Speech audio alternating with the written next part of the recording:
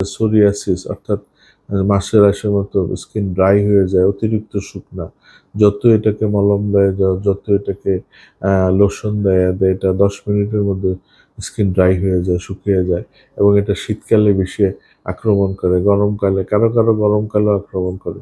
তো এই সোরিয়াসিস একটা মারাত্মক রোগ, এবং এটার দেখা যায় কোনো লাইনে কোনো ভালো ট্রিটমেন্ট নেই।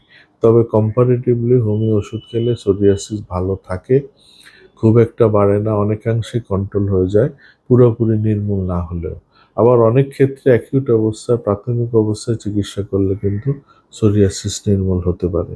সোরিয়াসিসের লক্ষণগুলো কী কী, সোরিয়াসিস কীভাবে বুঝবো? সোরিয়াসিস হলো, প্রথম অংশ হলো স্কিন ড্রাই হয়ে যাবে, তারপরে হলো স্কিন কারো কারো ফেটে ক্র্যাক হয়ে যাবে, তারপরে দেখা যায় স্কিন থেকে সাদা সাদা চামড়া উঠবে, হ্যাঁ, সাদা সাদা স্কিনগুলি মরে মরে সাদা সাদা চামড়া উঠবে, হ্যাঁ। এবং এটা এটা কারো কারো দেখা যায় যে জেনেটিক হতে পারে, জেনেটিক ছাড়াও হতে পারে। কারো কারো সিজনাল, যেমন শীতকালে চর্মরোগটা বাড়ে, স্কিন ডিজিজটা বাড়ে, কারো কারো দেখা যায় যে বর্ষাতে বাড়ে। তো এক এক সিজনে এক এক রকম ট্রিটমেন্ট হবে। এবং তবে এটা সোরিয়াসিস, এই সোরিয়াসিসের একমাত্র ভালো চিকিৎসা হোমিও। আপনারা ভালো ডাক্তারের কাছে যেতে পারলে এগুলি ভালো চিকিৎসা হবে এবং ঠিক হয়ে যাবে।